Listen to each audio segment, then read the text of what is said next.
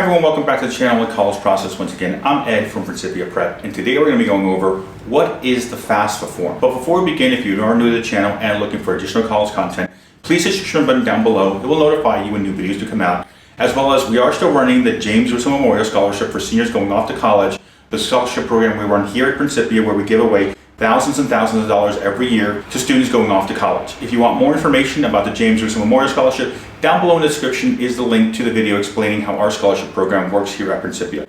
Also down below in the description is also our organization's Venmo, as well as our Buy Us a Coffee, if you want to help support the channel, allowing us to keep making these college videos for you guys out there. And all that being said, let's jump right into today's video. What is the FAFSA form? Now right at the bat, the FAFSA form itself stands for Free Application for Federal Student Aid. What it basically is a government form that was created to help establish financial aid and a way for both the federal government, the states, as well as the institutions, the colleges themselves, to be able to provide financial aid for students who had financial need requirements. Now the way the form works is that every year it comes out, you guys need to fill out that form to then basically apply for next academic year financial aid consideration.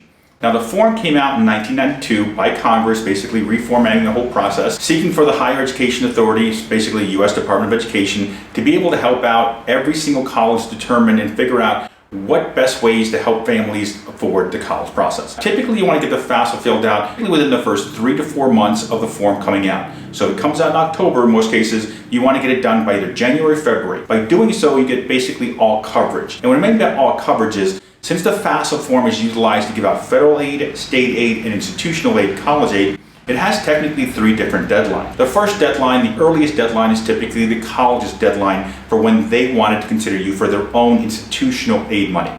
Now when it comes to colleges and their own institutional aid money, they typically want the FAFSA in by the latest, usually around February or March. Then when it comes to the states, for the state consideration of giving you aid, if you stay within the state you reside in, so if you go to the state college or the colleges within that state that you reside in, then these states typically want the form to be sent in usually by the April or May timeframe. Now, if you're looking at the federal side, the federal government doesn't actually have a real deadline when it comes to the FAFSA, so you can get the form in, let's say in time before June or July, you'll be eligible for pretty much any federal aid consideration. But the reality is you want to get it in that January, February timeframe, because that deadline will then cover all the consideration of all the aid, both federal aid, state aid, and institutional aid, so you're not missing anyone's deadline because you're only doing one form for all 3 of them to consider you for financial aid consideration. Now, who can fill out the FAFSA form? Right at the bat, one of the first criteria for filling out the FAFSA form is the student must be a U.S. citizen or an eligible non-citizen. Now, if you're not sure if you fall into either one of these categories, very simple.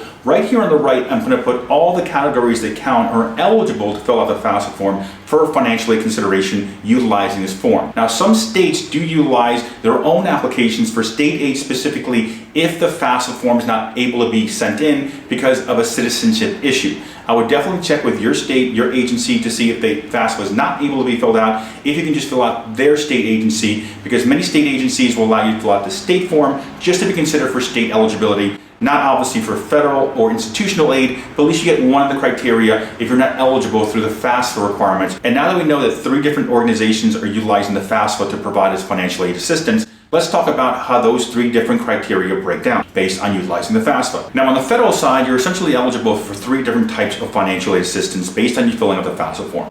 Now when it comes to grant money, when it comes to the FAFSA form, you're typically talking about Pell Grants and SEOG grants, also known as Supplemental Education Opportunity Grants. These 2 grants here typically are provided to the student to head off to college, regardless of a 2-year school or a 4-year college. They're given to them based on having a large amount of financial need. Typically, to get a Pell Grant or SEOG grant, you essentially have to have a student aid index number of essentially $8,000 or below. If your number is above 8,000, you typically will not be eligible for any Pell Grants or SEOG money. Now, to understand the student aid index number is essentially the number they give to you at the end of the FAFSA form once you complete it, so indicating how much they think you're able to pay towards the cost of college.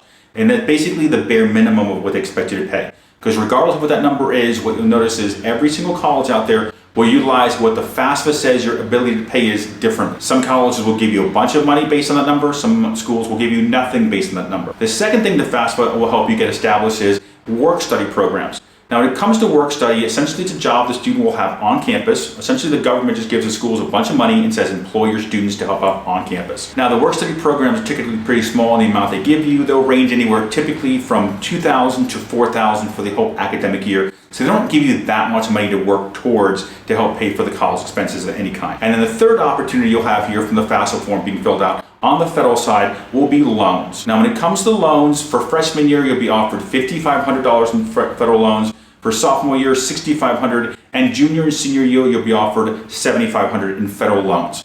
Now, if you want more information about the federal loans and how they work specifically, I have this video here explaining how the federal loans work, both the subsidized and unsubsidized, to give you a better perspective of how these things basically align with what you're looking to do. Quick little overview of it. When they do offer you the federal loan, most of you guys will break into two categories: subsidized portion of the loan and unsubsidized portion of the loan.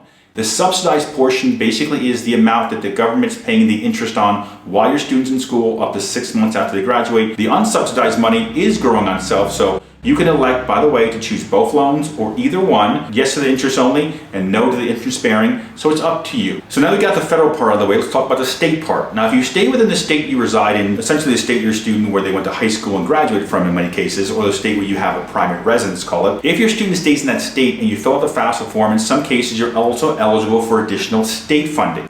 Now, to get state funding, you have to fill out the FAFSA form.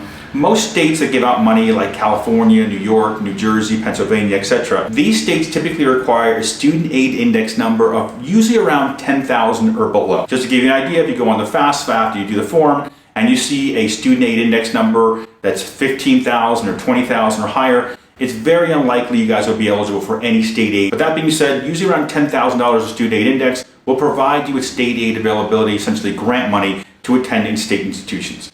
And the third thing you have here is the institutional money. Now, the institutions out there, the colleges out there, do utilize the FAFSA in many cases to figure out their own institutional aid, how much they can give you in their own grant money, essentially. Now, when it comes to grant money, it's all based on financial need. So the lower your student aid index number, the more opportunities the colleges have to provide you grant money, essentially. Now, when it comes to the FAFSA form itself, you fill out the form on studentaid.gov. When you're filling out the form, you'll have to get two IDs, one ID for the student and one ID for the parent. Both these IDs are used to fill out each person's section. And what I mean by section is, going forward, essentially now the FAFSA form is technically two different forms. You have the student FAFSA form and the parent FAFSA form. You'll start by filling out the student's FAFSA form using their ID that you create. And halfway through their FAFSA form, you'll be able to send an invite to the parent to then fill on their section. Now, both the FAFSA, student and parent FAFSA information, will ask you to transfer your tax information into the FAFSA through the IRS right at the beginning of the form. So in the beginning of the form, you essentially give them access, you'll grant them access essentially, by saying yes, checking off a box and indicating, I do allow you to bring in my tax information. In addition to that, the FAFSA form will ask for checking, savings, investments outside of retirement, and any second property. What the FAFSA form will not ask for, is consideration of what you can pay towards college, will be your primary home. So where you live, your primary home, does not count in the FAFSA as an asset. Also, retirement accounts, the amount you have in your 401ks or your IRAs or your Roths, whatever you have in those accounts, do not count towards consideration of paying for college. However, any investments you have outside of retirement do count.